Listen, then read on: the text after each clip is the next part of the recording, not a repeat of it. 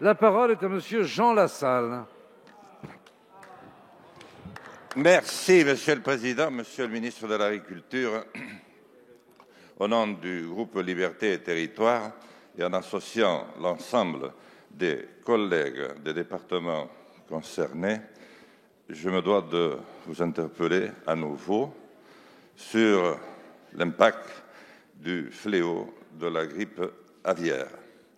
Je salue tout d'abord, Monsieur le Ministre, votre implication personnelle. Vous êtes venu sur le territoire, nous avons échangé et vous faites tout ce que vous pouvez. Au cours de cette dernière semaine, la situation a explosé. Elle est grave. L'ensemble du territoire est en état de sidération. Et elle s'étend sur toute la France, puisque je lisais encore ce matin que sur la baie du Mont-Saint-Michel, on ne chasse plus les canards de peur de les effaroucher pour qu'ils n'aillent répandre la maladie plus loin encore.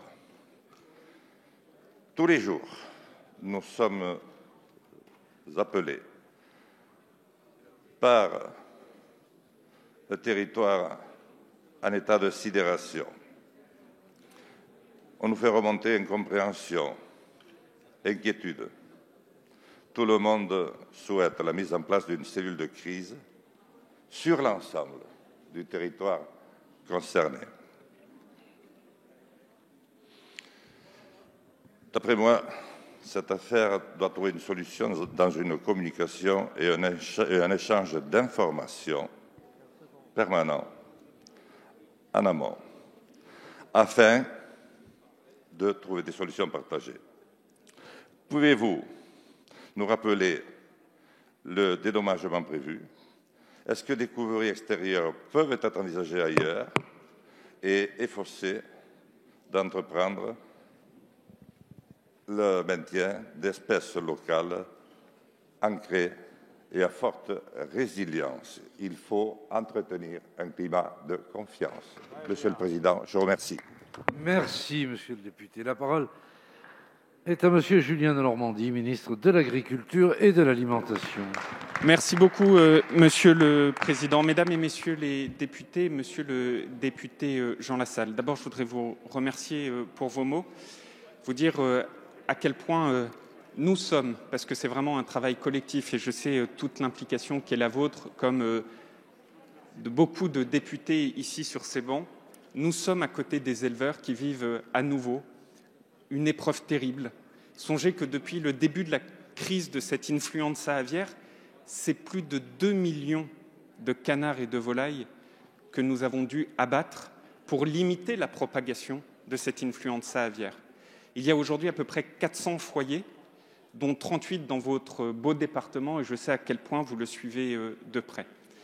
Ce dont je peux vous assurer, Monsieur le député, 1, nous mettons tout en œuvre, en lien avec les collectivités locales, avec les services vétérinaires, avec l'interprofession qui fait un travail remarquable, avec la MSA qui apporte aussi un soutien aux éleveurs, avec les services de l'État, pour accompagner et lutter contre l'expansion de ce virus de l'influenza aviaire. Deuxièmement, notre accompagnement il sera total et je le veux le plus rapide possible. Vous posez une question très précise, quand est-ce qu'arriveront les indemnisations ?